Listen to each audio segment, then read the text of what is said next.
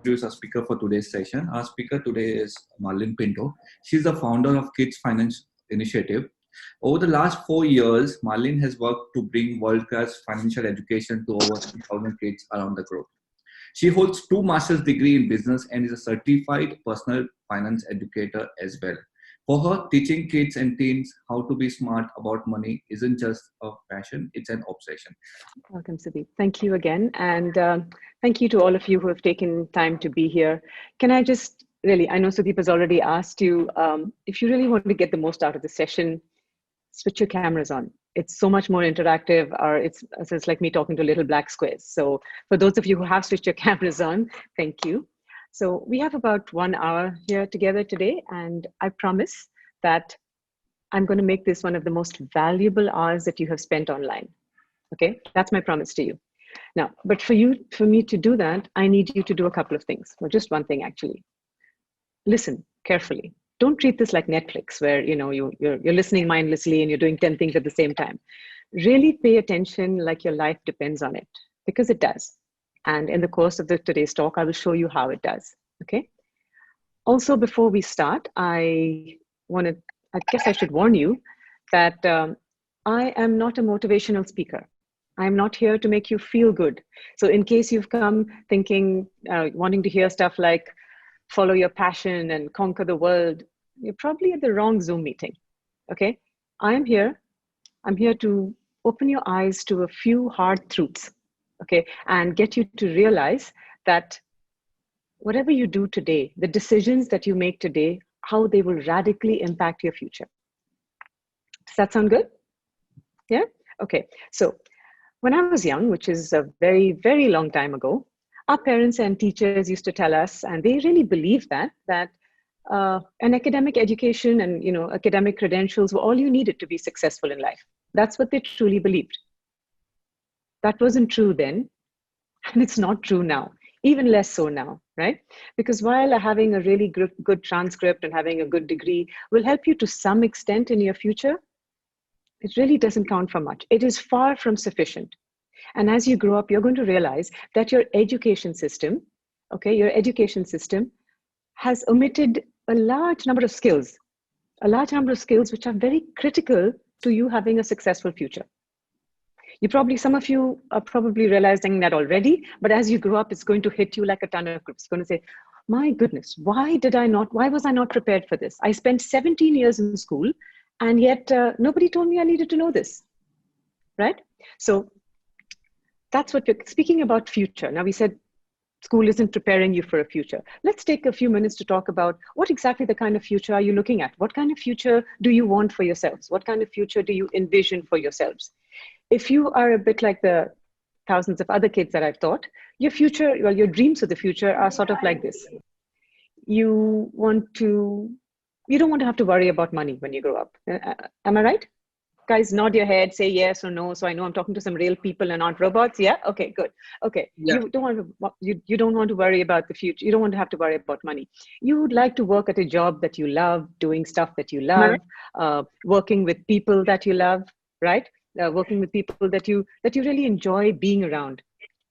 You would like to afford a really high quality of life, maybe take good holidays, really enjoy your life because you don't have to worry about money. You'd possibly like to help your family back as well, and maybe pay your parents back for all of the things that they've done for you. Does that make sense? Yeah? Okay. And you would also like to be financially secure so that you don't have to worry about money. And that will give you a sense of fulfillment that you're really doing something that is contributing to the world. Does this sound like a fair estimation of what you guys want for your future? Yes? Just nod? Yes. Yeah? Okay, yeah. Great. But now let's look at the lives of the people around you.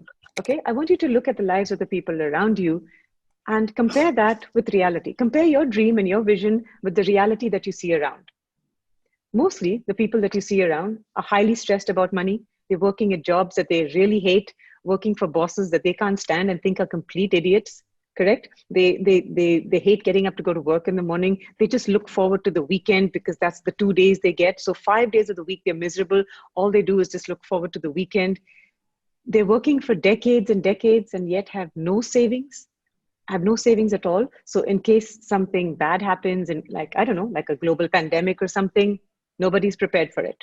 They barely have enough of savings to last them for a month. Okay. And this level of financial security really makes them sick because they know that they can't possibly take care of their families. They also know that they can't possibly give their kids the best education. They're probably also, a lot of them would love to start their own businesses. You have a lot of people who, I'm sure they have great ideas and they want to start their own business, but they can't afford to quit their job. That's a really horrible feeling. Does this sound like the reality that you all know? Yes? Yeah? Does this exactly sound? Okay. Yes. So now we have your dream and you have your vision and you have the reality. There's such a huge gap in between, such a huge gap between what we know we'd like for a future and yet what we see the future is for everybody else around us. So what is this gap? What is this gap? This gap is essentially the one thing that will distinguish people from one group to the other is money problems, right? Money problems. Because money is the number one cause of stress for grown-ups around the world and for young adults as well. The number one cause of stress. It is the leading cause of divorce and relationship problems in the world. Okay. Now, even though as grown-ups, we stress about money and we worry about money and we're anxious about money. Did we actually learn about money in any formal education? No, we didn't. We learned by making stupid mistakes. We grew up, we had money, we wasted it, and then we're like, oh my goodness, okay, now I know. That's a really stupid strategy. And one I'm hoping that none of you would like to follow because it's, as I said, it's a really stupid strategy. Now, we also know that schools, we said, grown-ups didn't learn about money. What does this mean? This means that we didn't learn about it in school.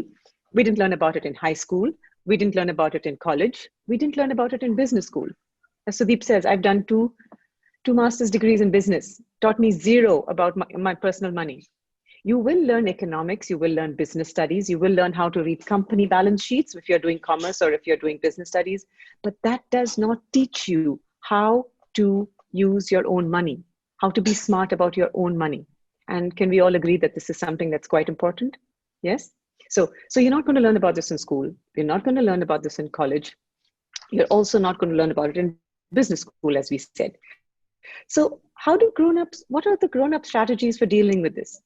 Okay, I'm going to tell you what are some of the ways that grown-ups deal with these money problems. And this is it. So the first thing we grown-ups think is that, okay, we'll work hard. If we work really hard, I'm sure that we won't have money problems.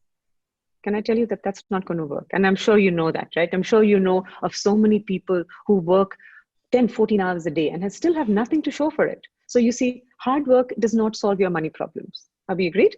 Yeah, hard work does not solve money problems. Okay, let's go to the second step. The second strategy that grown-ups think is going to help them with money problems is job. I'll get a job. They think if I get a job, I am not going to have any money problems.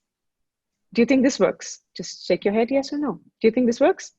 No, because you know there are so many people who have jobs and all they're doing is just living from one salary to the next. Yeah, they're terrified of losing their jobs. For most people, as Robert Kiyosaki says, job is as an acronym for just over broke. They just have enough money to give them to the end of the month, and then they're waiting for their next paycheck to come.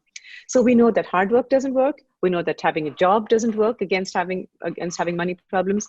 So the third strategy, and this is a pretty common one with grown-ups, they think that if I get a great education, then I don't have to worry about money. When I talk about education, I'm talking about an academic education, going to college, going to university. A lot of people think if I do that, I'm not going to have money problems. I hope you guys can see that that does not work as well. The world is full of highly educated people who are poor. Yeah. So education isn't going to help you, right? Your education really also isn't going to help you against having money problems.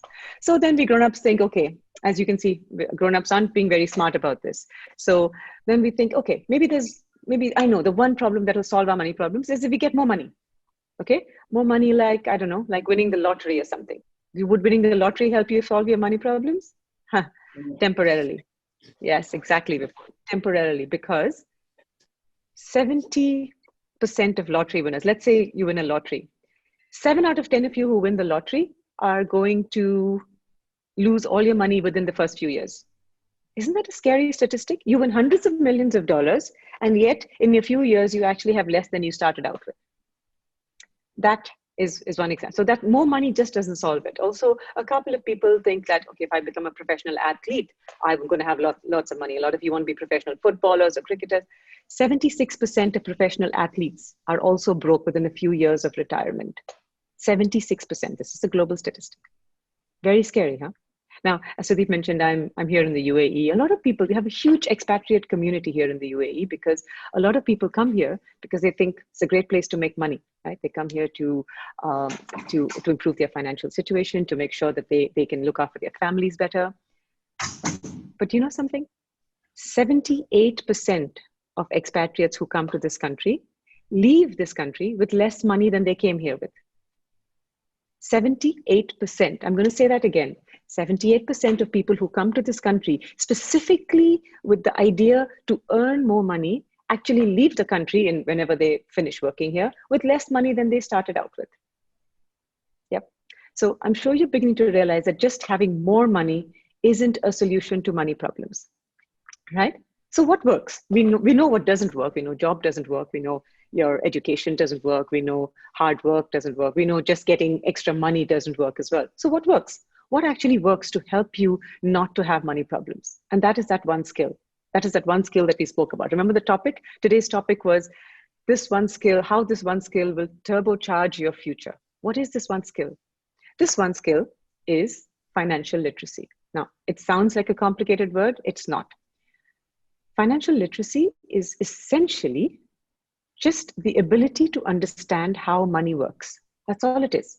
You just understand how money works. You understand how to save, you understand how to spend wisely, you understand how to budget your money, and you understand how to invest and grow your wealth. That's what financial literacy is, essentially, okay? And today, and for the rest of the talk, we're going to talk about how this skill, how being smart about money, how knowing about how money works will actually help turbocharge your future. All right, I'm just going to admit some more people who are in the waiting room before we start. Okay, so let's dive into how this, how does financial literacy, how does being smart about money actually impact your future? All right, I'm going to talk about 5. I think there are about 50, but I'm just going to touch on the 5 top reasons. Okay, the first reason is your career. Now, it doesn't matter what career. I know all of you are here from different colleges, science, arts, engineering, law. It doesn't matter what career you are in, what career you want to pursue. Being smart about money will make you better at any career so it doesn't matter whether you want to be a doctor or a lawyer or a footballer or a blogger. Being smart about money will actually just make you better at your job.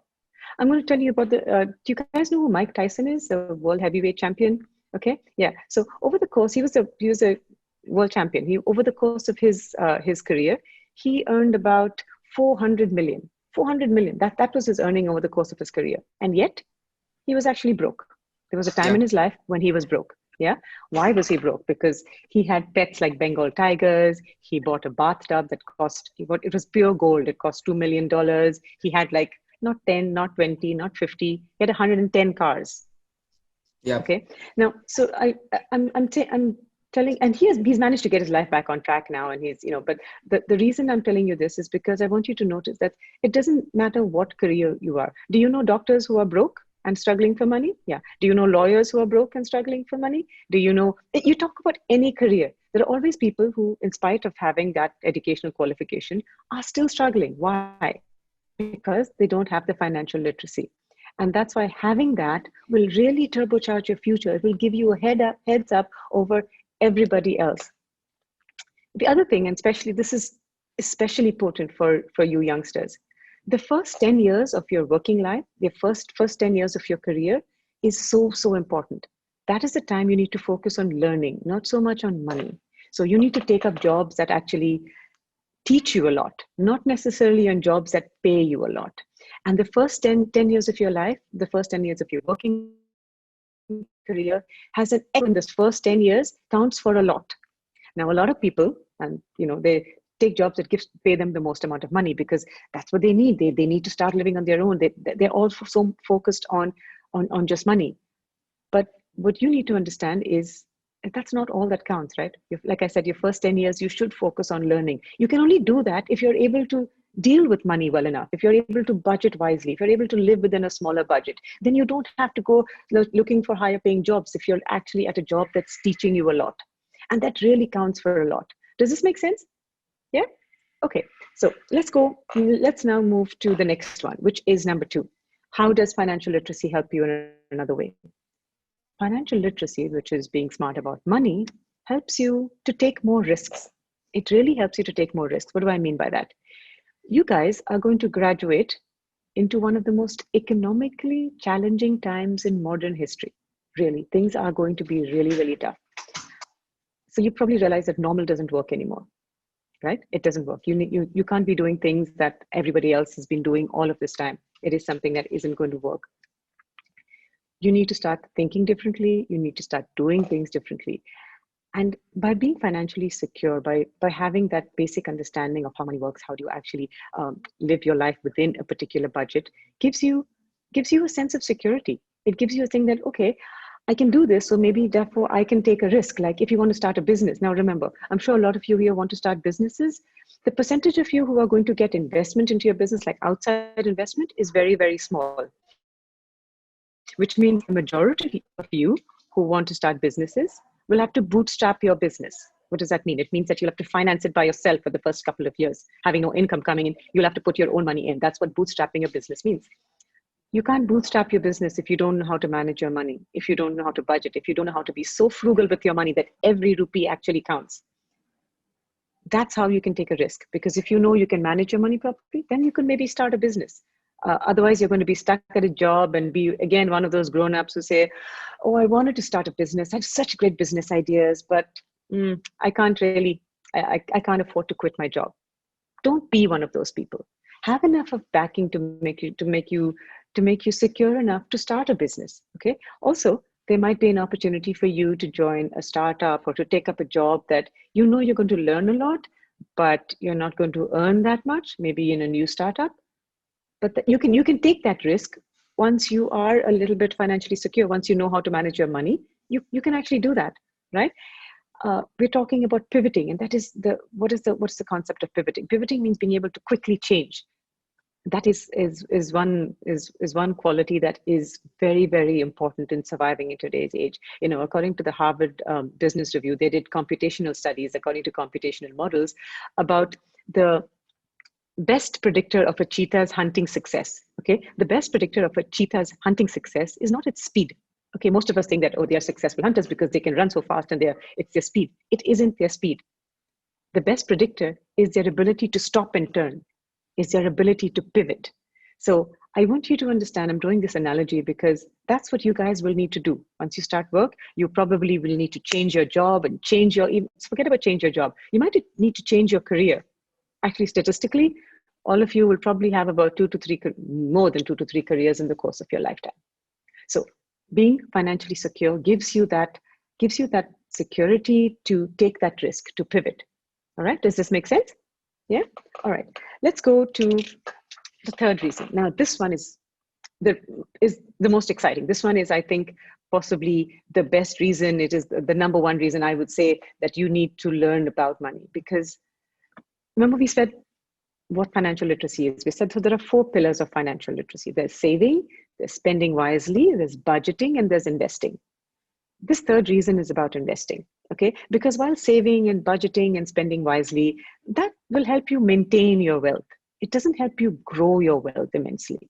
What does help you grow your wealth is investing, okay? And investing means harnessing compound interest. I'm sure all of you understand what compound interest is. You probably studied it at school, okay? And so compound interest, what is the one thing that's really, really important with compound interest? It is time, okay? And what is the one thing that all of you guys have in spades? It is time. You see, the biggest regret for most grown-ups, is the fact that we didn't start investing early enough. By the time statistically, most grown-ups start investing at the age of, I don't know, late 30s, early 40s, because that's the time where we feel, okay, we have a little money in the bank and our lives have kind of settled down a bit. And then we start thinking about, okay, so where should we put this money and how do we invest?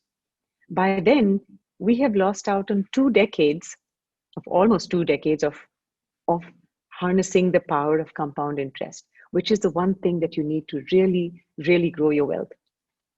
Now, this must come with a warning. As exciting as investing is, please do not get into investing without getting some basic knowledge of financial management, because that is just a recipe for disaster. And again, if you ask most grown-ups, what was the biggest financial mistake? Like, where did they lose the most amount of money? They will tell you an investment mistake, because a lot of grown-ups got into investment without studying about money. So they didn't understand it. They didn't understand investment because they didn't understand about money. Investing is like the roof of the house. Can you put a roof of a house without having strong walls or strong foundation? You can't. It's going to be a disaster, right? So your basic money management is like the foundation and the roof of the house, foundation and the walls. Investing is the roof of the house. And that's why only get into investing once you, there are lots of people in the waiting room, sorry. Only get into investing once you have a basic knowledge of financial, of money management, because otherwise this could really not, it really won't go very well. Okay, that brings us to point number 4. Point number 4 is it builds up your self-esteem and self-confidence. And that is possibly one of the most noticeable outcomes that we see when we teach teens about money, and when we teach them about how to be smarter about money. One of the most noticeable outcomes that we see is the increase in their self-confidence. You can actually see that directly after the course. They actually feel more self-confident. Their self-esteem has gone up.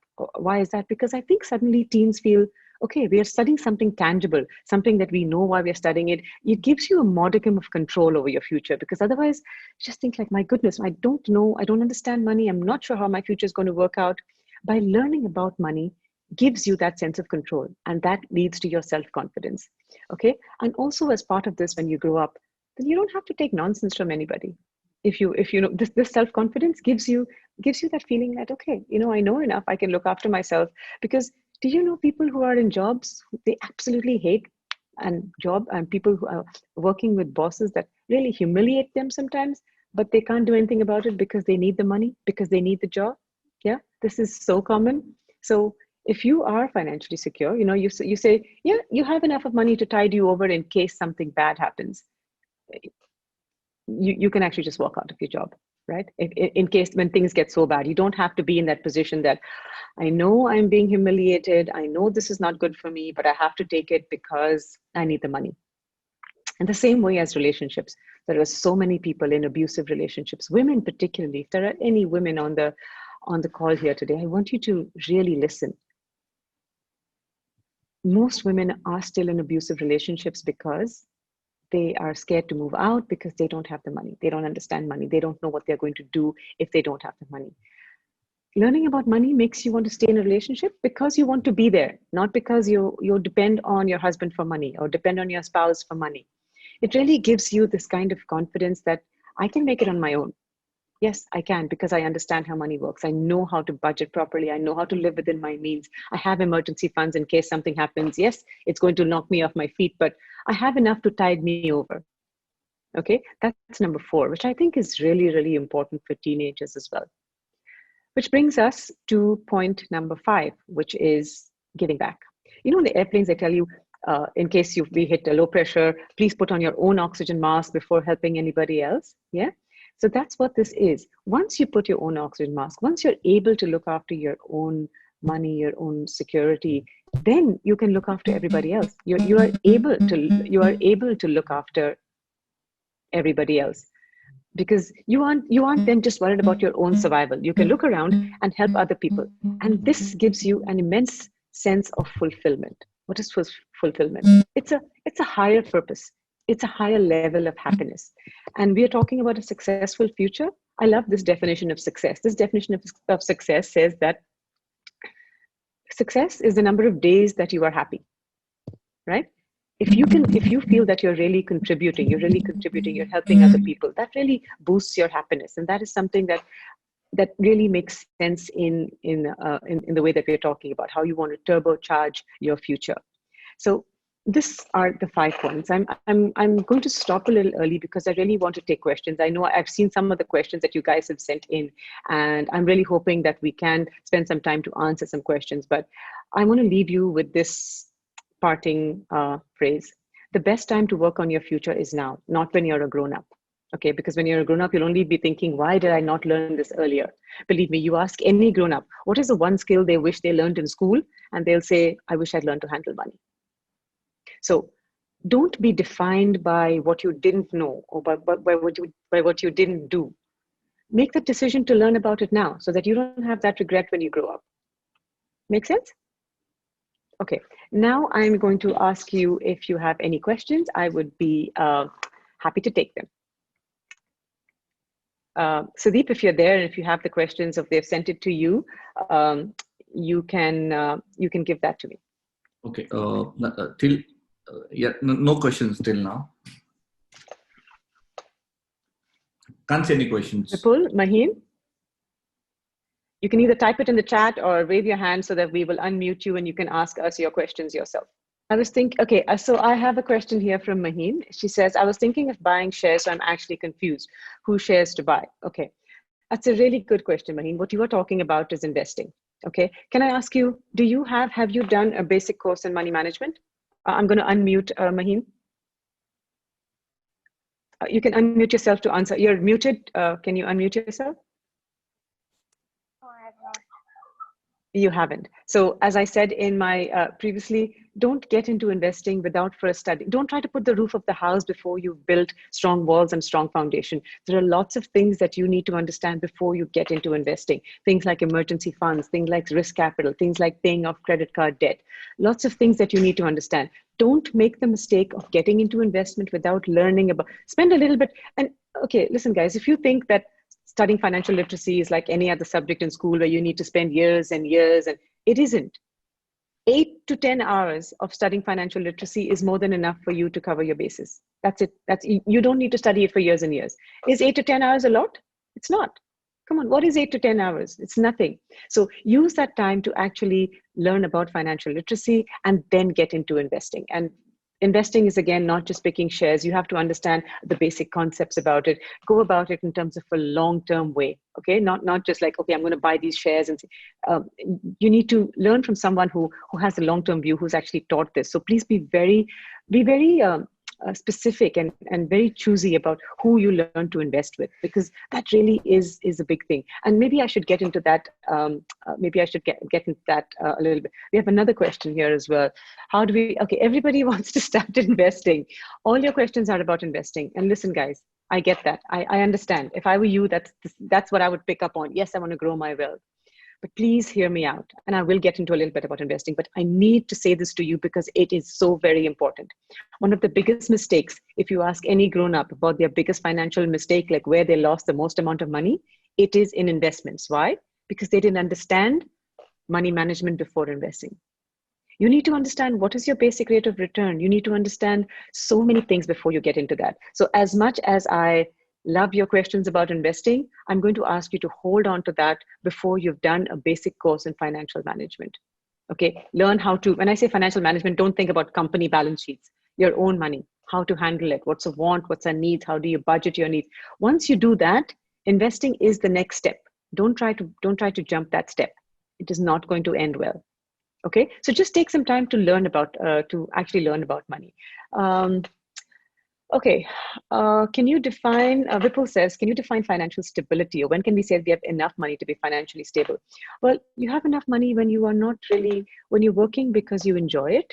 You have enough money that you can retire in peace. Do you think most people you know are happy to retire? No, they're terrified because they know that they don't have enough money to last them for their retirement. You see, that is not considered financial stability. Financial stability is when you know, okay, I am building my wealth so that I know that when I'm going to have enough to retire, if something bad happens to me tomorrow, like I lose my job, yeah, I mean, I'll be upset, but you know what? I have enough money to last me for a few months until I get back on my feet. That's financial stability. Financial stability is not being able to do stuff that you love. If you want to start a business, you're not thinking, I would love to start a business. I have this great business idea, but I can't afford to quit my job. And you know that if you have a job and start a business, you know, you can only serve one master at a time, right? And that's what I mean. So that's what financial stability means. It means having enough money so that you're secure, so that you can do things that you love, so that you're not, so going to work doesn't seem like, so that you're not living for the weekend. You're actually looking forward to a Monday. How many people, really look forward to Mondays, really look forward to going to work and like, wow, I really love what I do and I can't get to work. I can't wait to get to work. Very, very few. I know so few people who feel like that. Wouldn't that be a nice way to feel? Yeah, it is. It's a great feeling. It's a great feeling. So that is also what I mean by fun. You can do that when you aren't so tied to a job that you're scared to lose it. You're so tied to something that you're so scared to lose it because you have enough money to support yourself, even if something does go bad. Now, this pandemic hit. Do you think anybody was prepared for it? No, of course not. People think bad things happen to other people. This started in Wuhan. It was far away. We didn't even know where Wuhan was. Nobody was prepared for it. And that's part of being financially secure, that you are prepared for emergencies. So even though we know that emergencies should happen and we should keep emergency funds, how many people do you know who actually have emergency funds? Nobody, right? So these are things that you should understand and that you should learn about before you get into investing. Okay, which app is best for trading? I'm not getting into trading here again because that isn't, I really, once I know that you guys have had a course in money management, then we'll talk about investing, okay? Is network marketing safe in investing? It kind of depends which network marketing is, kind of depends on your sales skills, kind of depends on so many different things. It's great, I think, for young people to get into that just because it'll help you hone your sales skills. And as far as I know, and I've taught so many kids, I've been in academics even before when I've taught, I've come across so many kids who want to study business. They want to study business, but they don't want sales jobs. What do you think business is? What do you think business is? Business is selling. And a lot of kids who think, I want to do business, but I want to do marketing jobs. Okay, believe me, the sales skills are what you need to hone. So network marketing would be great for you to actually just hone your skills. Get used to getting rejected. Get used to having the phone slammed down on you. Get used to having the door slammed in your face, because that is going to hone your sales skills. And if you have really good sales skills, I think any company will want to snap you up. And that is true. Because most kids don't want to do sales. Most people forget about kids. We have this aura about sales that I don't want to be a salesperson. What do you think being a business person is? You want to start your own business? The first thing you need to do is learn how to sell, because you're constantly selling. Even if you don't start a business, you're constantly selling. And so the best thing to do would actually be hone your sales skills. Okay, so we have another question from Sankalp, who says, where to learn financial management from? Okay, so he's talking about where do you actually learn about money management. Now, we are based in the UAE, and I'm not so sure how that would work for you guys, but let me tell you about that's a really good question, Sankalp. What do you look for in someone who wants to teach you money management, okay? Now, when you say financial, don't say financial management, because when you say financial management and you look online for financial management, you're going to learn about the skills that you learn in school, balance sheets and things like that. We're not talking about that. We're talking about personal finance. So who do you go to learn personal finance from? I'm going to give you a few tips on these are the kind of people that, or what to look for, okay? Some sort of buying criteria that maybe you should look at. First of all, learn financial literacy from an expert, not someone who teaches, piano and ballet and this and all, and they also teach money management. Make sure that when you're going to learn money management from someone, they're experts at what they do. They've been doing what they do for a number of years, and they know and you can see that once you get onto their website, see the kind of blogs they have, see what kind of ethos they have, and then make that decision. Because you can't have just regular people teaching you personal finance. It's a very different skill. It's a different skill to teach people about money. And just because I teach commerce in school, or just because I teach math, doesn't really give me the qualifications to teach you about money. Okay, and that's something I need you to understand. Also, just do your due diligence when you find a company that you'd like to learn from.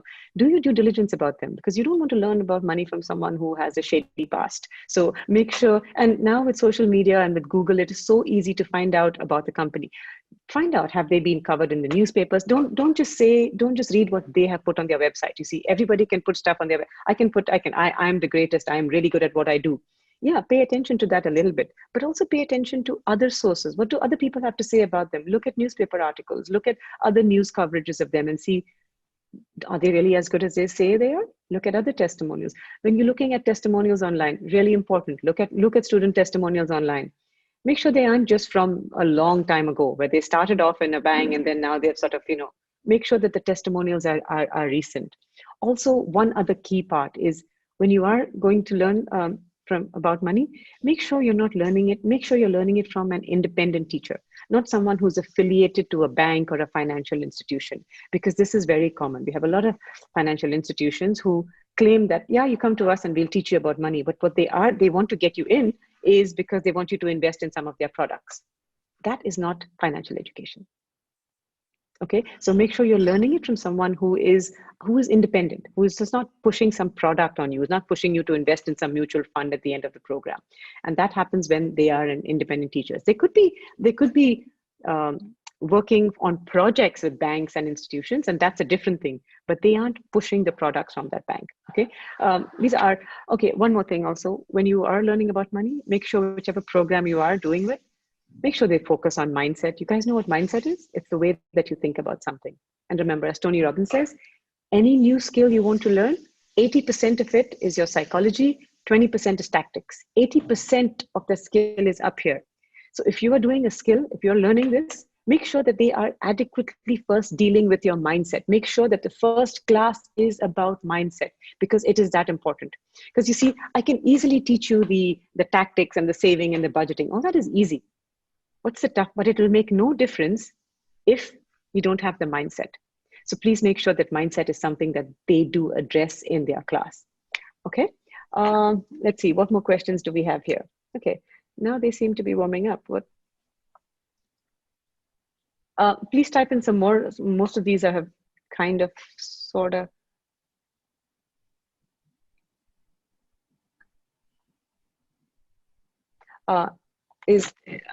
I have a question from Aaron. Is Aaron here? Aaron, can you unmute yourself and explain your question? Hi, Aaron. Can you explain your question, please? What is the... I put two questions. Style? Okay, what is it? Yeah, it is a Japanese art of saving. Okay, I'm not sure. I'm not familiar with the Japanese art of saving, but essentially it would be part of just get into...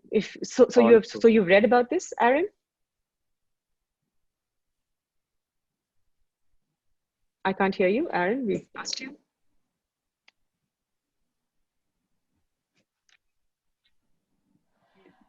It is a Japanese style of saving. Okay, and can you tell us a little more about it? Have you just read it, or did you just hear about it? No, I've read about it. It like usually we, due to technology and all, we tend to like with an app and then write our savings down. They believe like we should write it on a book where we have certain goals, like what is our goals to save, how much do we save on a weekly basis. So I wanted to know how efficient is it? Well, it doesn't matter whether you do the Japanese style of it or you get into some sort of saving form, get into building goals, because it might be Japanese style, but it's actually part of every saving method that you learn, or any course that teaches. Many people use it. Anything that teaches you about money will teach you how to save, will teach you about short-term goals and long-term goals, will teach you how to budget. Now, whether you use an app to do it or a book, it really is your personal preference. The point is, first get into that mindset of learning that. Get into the mindset. You're on the right track by already reading these books. And I really wish I had learned about this when I was your age. I cannot explain to you what a big difference it would have made personally to my life. I think I would have been like Superwoman. Seriously, if I had learned this when I was your age, I really would have been that. My issue was that nobody thought, they told everybody to give us advice about everything else, what to study, who to marry, all of that. But nobody told us, give us advice actually about that you should learn about money. That is something that could drastically impact your life. And that is something that you're on the right track by already doing that. It doesn't matter what. I have another question, yes, if you don't mind. Yes, of course. What is the difference between emergency fund and a rainy day fund? Okay, so it's essentially the same thing. Anything different as well? No, that's a good question. It's a good question, but it's essentially the same thing. Rainy day means if something bad happens. What do you do if you're stuck in a position? And that's what emergency fund is. Emergency fund is you're keeping your money aside if something bad happens, not because you want to buy the latest PlayStation or you want to go on a holiday. You only touch that money if something bad happens, like like I said, I don't know, like a pandemic, or you lose your job, or there's a medical emergency. That is it. Now, a lot of people understand what emergency funds is, but they don't possibly understand how much is enough for an emergency fund? How much is enough? 10,000 rupees enough? 1 lakh is enough? 50,000 is enough? 10% of savings. It really is. What actually it is you need to first figure out your wants and your needs. Now, this is an entire lesson, but let's just get into that. Okay. Emergency funds is 3 to 6 months of your needs, not your wants. So your needs, like you need to first figure out what your needs are, your school fees, your rent, your car, your mortgage, all of your electricity bills, whatever you need to pay. What are your needs? You need to figure that out for a month. Multiply that by 3 or 6, depending on whether you want a 3-month emergency fund or a 6-month emergency fund. See, a lot of people think I have enough for a month. Do you think a month emergency fund is going to suffice? No. Right? It isn't, because as we've seen, it's been 6 or 7 months and we're still in the middle of it. So you need to basically have about 6 months emergency fund. 3 to 6 months is what you actually need. And how you fund that is 3 to 6 months of your needs, not your wants. Okay, so it's not necessarily 10%, because you need to have, once you have that, then you don't need to put that much money in your emergency fund and keep funding it. You just need to have enough so that you have enough for 3 to 6 months to survive. Make sense, Aaron? Yes. Okay, I have another question from Kevin here. He says, what is the most important thing before we invest in anything? Very good question, Kevin. And it's not just one thing. That's the thing. It's not just one thing. This is, again, a whole lesson, but let me just get into a few things. Before you invest, you need to make sure you don't have any credit card debt. And this is more common than you might expect, because the amount that you're paying on the credit card, you need to understand what your rate of return is. What's your average rate of return on investment? You also need to understand that, first of all, when you invest, do you guys know that when you invest, there's a possibility that you could lose all your money? You guys understand that, right? Yes. So if you know that, then what to think that before you start investing, one of the key things that you should have is an emergency fund. So that in case you lose all your money, you're not out on the streets. You at least have this emergency fund to give you some time to get back up on your feet. Okay, so like this, there are so many things. There's risk capital. There are so many things that you need to understand before you start investing. I hope I've given you just an inkling about it, and I hope I've stopped you guys from actually getting into investing before you understand a few of these basic things. And any self-respecting program or teacher will be able to teach this to you, okay? Because I will not going to do justice by just answering it in a question. You really need to attend a program. You need to understand it. You need to take notes. You need to ask questions. Because these are new concepts, and this is something that you can benefit from. Investing early is one of the best things that you can do for your future selves, believe me, because you start now. It's like you basically have two choices. Would you like to cycle on a flat road, or would you like to cycle uphill? Investing if you start investing when you're about 40 or late 30s, that's like cycling uphill. It's really hard, and you're not going to go very far. Investing now is like, it's a flat road. Easy, not that hard as well. Okay, so thank you for that question. Any more questions? One more, if you don't mind. I can't hear you. Yes, of course. Could I ask you? I couldn't help notice. Yes? You also have the book, The Intelligent Investigator. Is it a good thing to learn? Oh, The Intelligent Investor. Since many people Graham. asking. Yeah. Yes. This is the Bible of investing. Okay, guys, if you're not please mute yourselves. Only the person asking the question can unmute. So Aaron, yes, this is the Bible of investing. It's a really heavy read, I must say. It's not an easy read. If you guys want to read good books about investing, you should read Tony Robbins' Unshakable. It's a really easy book to read, and I think something to start off with. You can then graduate into this. This is it's a little bit of a more dry read than Tony Robbins' book Unshakable is a great one to get you started on it. You can also start with Robert Kiyosaki's Rich Dad, Poor Dad. He talks mainly about real estate, but the way he talks in terms of opens your mind to different possibilities. It just makes you think, my goodness, why did I not think about this before? So while you may not get into real estate investing as young people, it just his strong way of writing, the fact that he speaks so strongly against the school systems, against what people are not teaching our kids, it really opens your mind to realize, okay, so I really need to take control of my own learning here, which you guys should do. Please don't expect that that school or education system is going to teach. When I say your education system isn't doing you justice, I don't mean you guys in your college or in Goa or in India. I'm saying worldwide.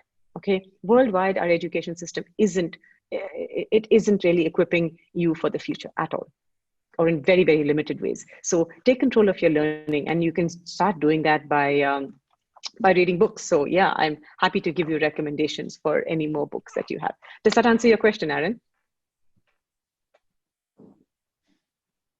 Yes.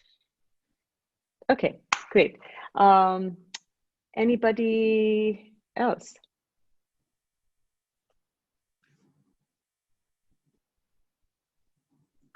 Hi, Malin. We have a question from Omkar Naik. How can a student raise funds? Omkar, what exactly does that mean? Raise funds for what? In what capacity? That's a very vague question. Can I get a little more detail and I can possibly help you?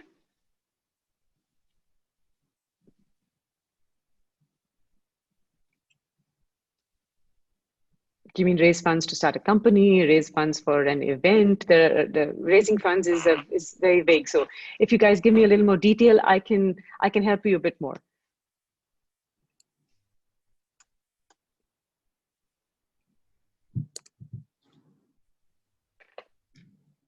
To satisfy daily needs. That is, you're asking how to raise money. Am I understanding? Omkar, if you're there, could you unmute yourself and sort of give us your question yourself? I'm not understanding. You're saying 8322. I'm not sure what that means. Link. Sorry? He's joined us from the YouTube link. Oh, he's joined us from the YouTube link. So, yeah, I'm not sure what he means by raising funds. Raising funds isn't really a part of what we are talking about. We're talking about being smart with your money. We're talking about being able to satisfy. When you're talking about daily needs, maybe one of the first distinctions you need to know, and irrespective, whichever program you join, is always going to start with this. What is the difference between your needs and your wants? Now, it seems like a pretty simple thing, right? I mean, any idiot knows what's the difference between a need and a want. But yet, this is something so basic and something that most people really struggle with. And that's why they get into so much debt. And that's why they get into because they can't distinguish between what is a need and what is a want. Is going on a holiday a need or a want? Is buying the latest PlayStation a need or a want? Is buying the latest model of a computer with a half-eaten fruit on it? Is that a need or a want? You see, so it really depends on what do you know how to distinguish between what are your needs and wants. And once you do you know how to prioritize your needs over your wants? This is lesson 101. It's lesson 101 in any personal finance class that you have or that you will take. But it's something that is so basic that people think this is so simple. Why do we even need to learn this? It is so simple because these are the building blocks of it. So when Omar says satisfy your daily needs, Omkar, you need to figure out, are those really your needs or are those your wants? And once you do that, then you can start budgeting wisely. Then you can start spending wisely on. So if it's a need, then you know, okay, if it's a need, I need to satisfy it. A need is something that you need to survive. So this could be your school fees, your house rent, your bills. These are needs. Wants are things that you desire. Yeah, it'll be nice to have, but not necessarily. Now, certain things can be needs or wants, like, for example, a car for some people, for phone, for most of you, for kids, I would think a phone is a want, but I don't know. Nowadays in the pandemic, because of school and online schooling, maybe it is a need. But for someone who runs a business, for someone a phone is then becomes a need. A car could be a need or a want, but is the latest Ferrari or Lamborghini? Now that isn't a need. That is a want. So the same thing that could be a want for somebody could be a need for somebody, and vice versa. All right. I hope that answers you. Shabir Bhagwan, how to grow our wealth? Okay, good question. How do we grow our wealth? This is again an investing question, which we have. Okay, so his question came in earlier. Give me 1 second. Abdullah, okay, everybody's got questions on investment. Is gold better or mutual funds better? Well, that depends. Are you more versatile? Do you have more information about gold as an asset, or are you really or are you versatile with mutual funds? Do you know how they work? Do you know what the return is? It really depends. There is no such thing as a good and bad investment. There's no such thing as a perfect investment. It really depends on you as a person. What is your job right now at this age is to educate yourselves. Make sure before you get into an investment that you know enough about it. Okay, that's what you need to learn about. What are the common ways for, what are the best low cost ways for people to get into investments? And there are. Okay, what are the least risky ways? A lot of it depends on the information that you have. For someone who is completely into gold, they've studied it for years and years, they know how to, it might work for them. Or cryptocurrency for that matter. Is Bitcoin good or bad? There is no right answer. It depends, how good are you in understanding cryptocurrency? Are you versatile with that? Do you understand it to a point that you know what works and what doesn't work and what to invest in? And also when you talk about investing, the book on Benjamin Graham, there are two things that he talks about, two very important things you need to know as an investor: patience and long term. As an investor, you're not looking at quick returns. You see, investing is not a sprint. It's a marathon. So if any of you think that you want to get into investing because you want to just make some quick money, that's not for you. That's completely the wrong idea to get into investing. Investing is a marathon for the long term. You need to have patience. You need to know that this is not for now. This is not for next year. It's not even for 5 years down the line. You need to have a 10 to 15 year time horizon. That's when you can get into investing smartly. That's what Benjamin Graham, and that's the book that Aaron was talking about. He's the guru of investing. Everybody else, like Warren Buffett and everybody else, follows what Benjamin Graham wrote many, many, many years ago. All right.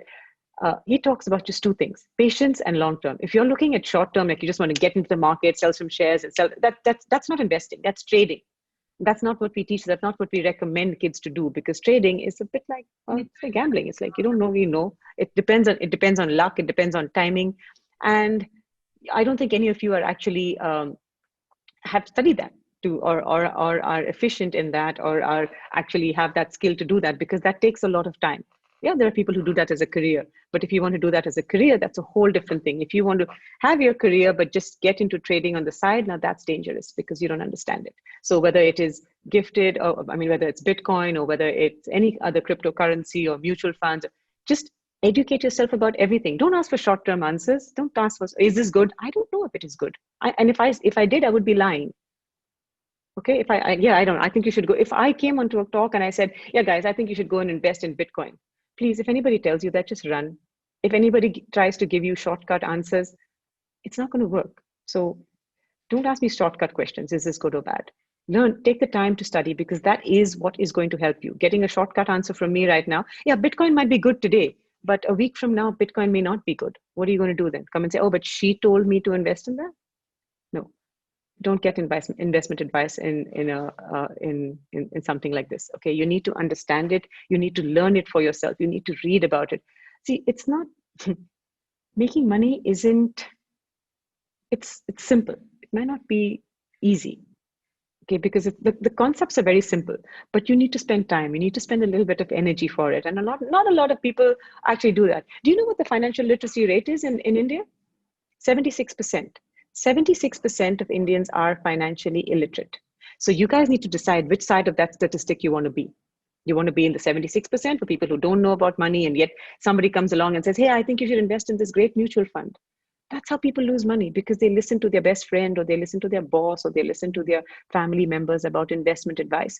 Do not take investment advice from anybody other than a certified investor, a certified teacher. Okay, and that's where most people make that mistake. If you ask them what their biggest money mistake was, they'll be like, oh, I invested money in this. Why did you invest in that? My friend told me, my sister told me, this is how we heard about it. They made a lot of money. Investment scams. And maybe part of growing your wealth is not losing it, right? You guys understand that? Part of growing your wealth is not losing it stupidly. And do you know how many people lose their money on investment scams? I'm talking about here in the UAE. Like every couple of years, there are a huge amount of scams where people have lost hundreds of thousands of dirhams. Why? Because they didn't understand it. And these are not blue collar laborers, mind you. These are not people who have no education and just get. These are actually very highly educated people who lost all their money in an investment scam. Why? Because they didn't know what questions to ask. They didn't understand investing. They didn't understand basic money management. So don't try and run before you learn to walk. Right now, you guys are taking your first steps. Don't ask me about running a marathon. Ask me about, how do I get my balance on the first step? What's the second step? What's the third step? I know it doesn't sound as exciting, right? You'd like me to come and tell you, yeah, guys, go invest in cryptocurrency. Go buy this mutual fund. I told you I'm not a motivational speaker. I don't do that. I'm here to open your eyes to the truth. And I want you to tell you, I also want to tell you that if anybody does come to you and tells you and gives you hot tips of investment, please don't follow them. Please don't, because that is a recipe for disaster. Okay. All right. I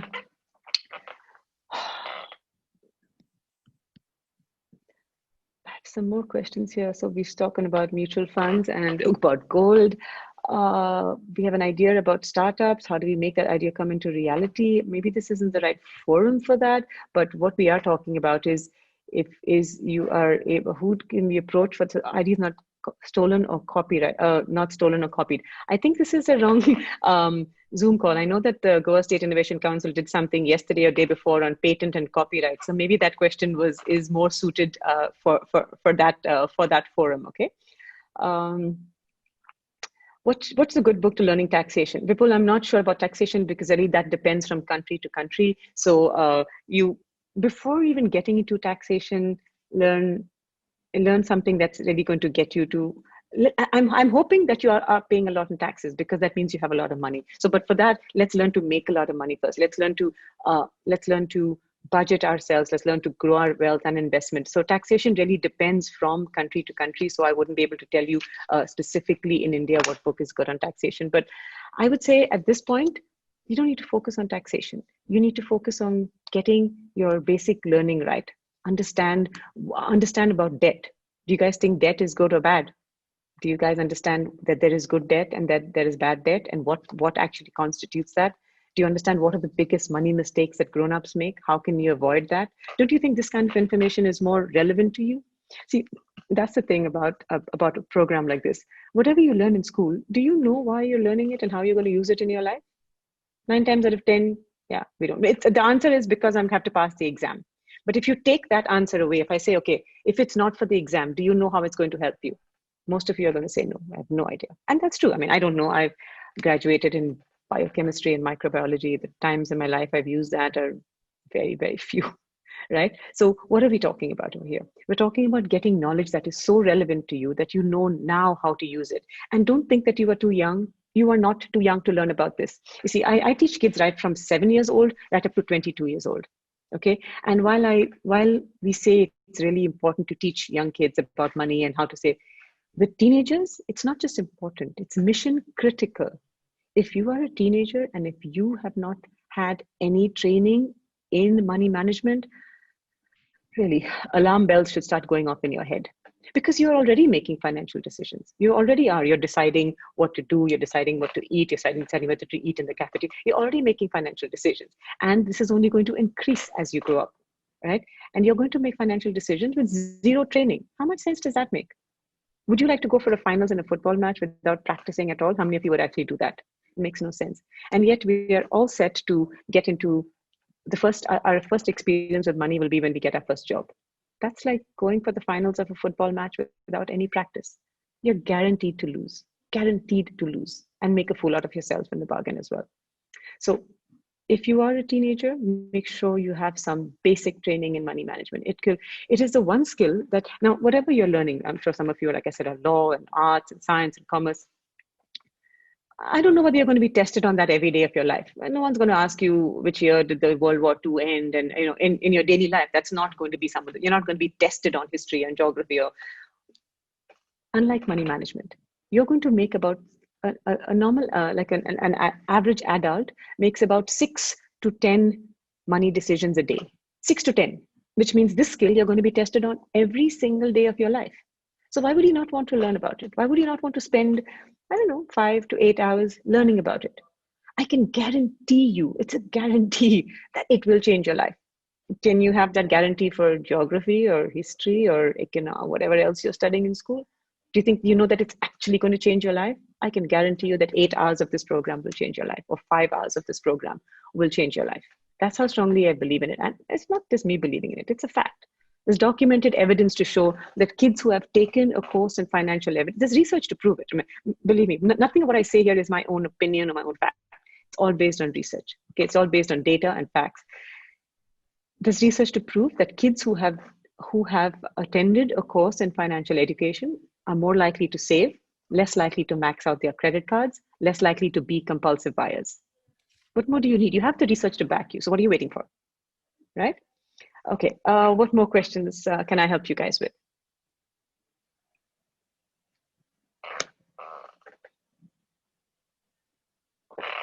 And Nehal, with your question, you probably can approach Sudeep directly because he is talking. He is the guy dealing with startups and stuff. So, Sudeep, I hope that's okay. Yeah. I can't see the questions because I think they are sending it. Oh, okay. I think they're sending it privately. Okay. Is there anything else I can help you guys with? Any questions with regard to, or anything? Just ask me anything. I'm fine. We have a few minutes before we have to log off. So use this time. I have a question. Yes, Sudeep. Could I ask another question? Yes. Who is that? Yes. Yes, of course. Who was that? Aaron, is that you again? So Yes, you yes. might have to unmute. It was, Yes, but okay. let him continue. Yes. After that, I'll ask him. I'll ask. Okay, Sudeep, he says you go first. Thank you, Aaron. Let him continue. Then I will ask. Okay. Now, after this session, so if any student or any particular person wants to get in touch with you, and what if they want to have an advanced session? So maybe you would like to explain them that process. How to reach you? Know something more. Yes. Okay. So I am going to over here type in my. I'm going to type in the email address. Just take it down, please. It's info@kidsfinanceinitiative.com, or my personal one is marilyn@kidsfinanceinitiative.com. Okay. So if you guys, this wasn't the plan. We were supposed to do a talk, but if any of you would be interested in doing a program with us, then maybe I can do something specifically for you guys. We can do like a 2-day intensive on the weekend. So 2.5 hours on your weekend is Saturday, Sunday, right? So let's do 2.5 hours on a Friday, Saturday, 2.5 hours on a Saturday. It's going to be intensive, but if you're up to it, yeah, I'm fine. I can do that as well. I will need a certain number of kids to actually sign up for that. Our normal cost of the program is would work out to a lot in Indian rupees. It works out to 17,000, but we could work out a special deal for you guys if you really want to learn this and would like to get some basic info, would like to do the entire program with us. I could do one specially for y'all at an extremely discounted rate. So if that is something that y'all are interested in, yeah, please write to me and we can fix a date and do it like a boot camp style over just over a weekend. I hope that answers your question, Sudeep. Is that okay? Yes. Thank you. Okay. Yes. Back to you, Aaron. What is your question?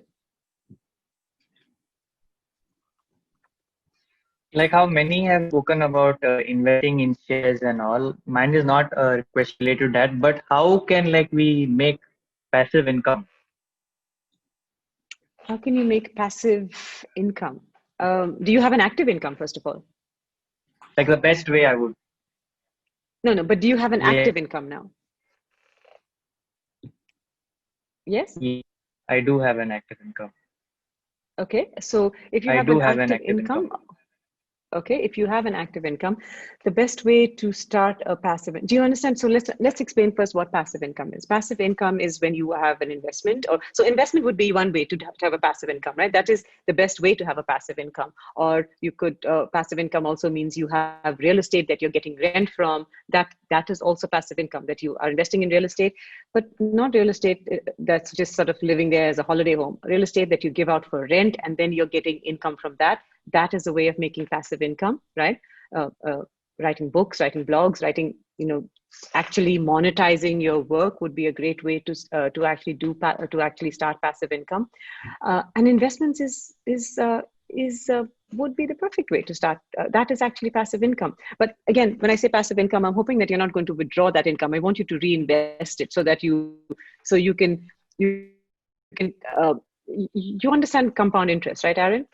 You guys understand what compound interest is. So when we say passive income, I don't want you to actually use that. I want you to reinvest that. I want you to reinvest that in your investment so that it actually grows, because then you're harnessing the power of compound interest. Remember, compound interest, Albert Einstein says, is one of the most powerful forces in the universe.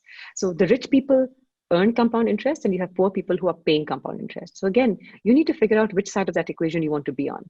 And if you can earn compound interest, and the best way to earn compound interest is in investments and in making really smart investments, but also in not withdrawing that. Like, okay, I'm done for a year. I made a little money. Now let's withdraw that. Remember what Benjamin Graham has said, Aaron. Since you are interested in that book, I think specifically for you, you have to think of patience and long term. Think long term, not short term. So when you look at investments, don't keep withdrawing whatever dividends you have, or if you've made enough money, like say, okay, I'm going to use this to go out and do something. You have to reinvest that, because that is when compound interest really starts kicking in. And I have a separate account 10 for years. it. Sorry.